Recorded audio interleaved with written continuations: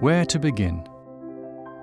That's the question we asked conceptual photographer Eirik Johnson as he embarks on the early stages of a new photo project. Come with us as we journey the Duwamish River in the heart of Seattle with Eirik and the Fujifilm X-Pro3 to explore the beginnings of the creative cycle.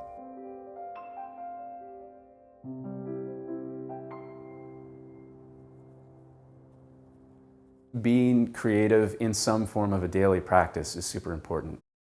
If that's taking a quick picture and posting it on Instagram, that's one way. Sitting down and making some music, that's another way. It's a little too loud. I spend a lot of time in the outdoors. It's where a lot of my work takes place.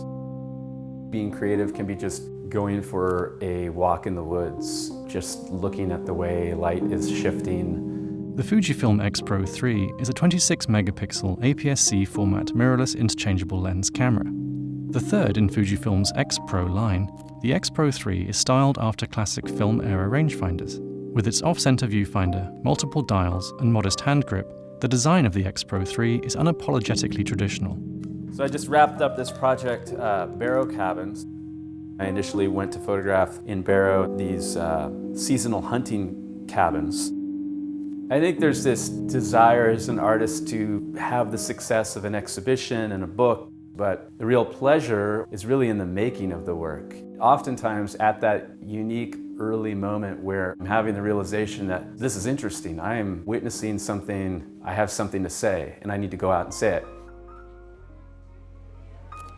Eirik's newest project has taken him to the Duwamish River. Once the center of tribal life for the Duwamish people, these days the river is an industrial thoroughfare and a nexus of global commerce. Eirik took us first to the Georgetown steam plant on the banks of the river. One of the reasons I wanted to come here, Victoria, was I've been starting to look at a new project photographing along the Duwamish River. And this place we're at today, the Georgetown steam plant, was built along the shores of the Duwamish before it was straightened.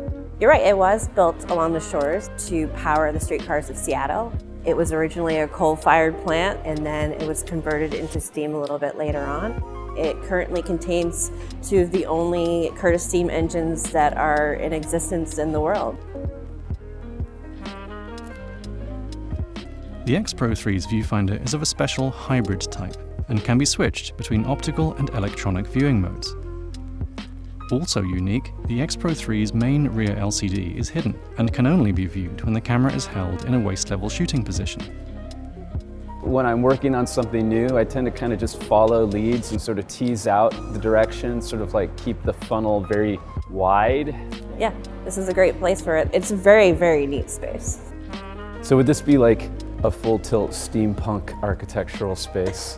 Are we in steampunk heaven? We are in steampunk heaven.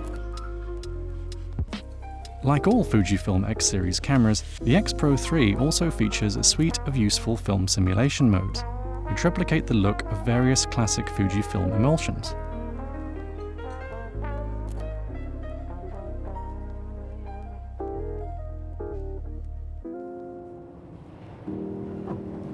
We're here on the shores of the Duwamish River in the industrial part of Seattle.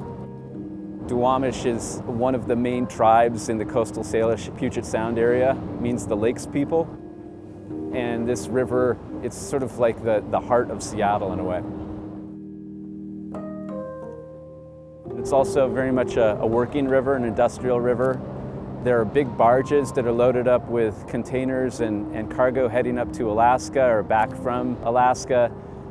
Look, it says if you can read this, you are too close. And I'd been down there a lot paddling and making quick pictures, just loose things that I saw. In a kayak, it's a new way for me to work. I often work with a large format camera on a tripod, and I get in front of something, I take a picture, and I wanted to shake that up. And having a camera that allows me the opportunity to kind of shoot from a place like this is really liberating. Perhaps the most compelling feature of the X-Pro3 is not really a feature at all. With this camera, Fujifilm really wants you to focus on picture taking, not image review or diving into menus. Compared to almost all other digital cameras of its type, the design and controls of the X-Pro3 are deliberately pared down. Oftentimes I was coming back to looking at the hulls of the ships that are down there. You get under and it feels like it's like the bulging hull of a leviathan or some whale's fossilized dinosaur skeleton or something. They've been rusted, repainted, they've been welded over and over again, but they're just beautiful, and the light is what really activates it. It's such an interesting low layer of light. It goes under ships, which is kind of crazy. I've just been thinking about them as almost in conversation with abstract expressionist painting, with sculpture, less in conversation with photography really, and that speaks to all these layers of what this place is, which is nature, which is industry, which is history, and it's the sort of identity of the Northwest all wrapped up into this one minimalist composition.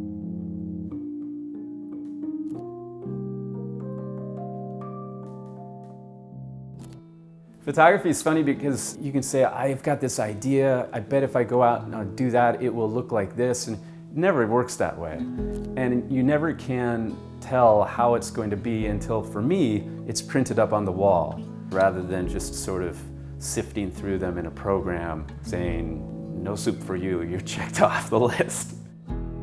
Having a tool that I can use in places where the light is so dramatic and so, at times, subtle is important. There is a sort of rigor and a sort of aspect of it as a form of work. Even if you've got writer's block, you go in and you just start writing. You just have to make it a sort of daily practice. That's the sort of moment we're at right now, where I'm starting to make pictures where I'm surprised and excited. Forget sharing them with anyone else. Just for me to feel excited and surprised by a picture I'm making, that's the best payoff I could ask for. For DPReview, I'm Barney Britton. Thanks for watching.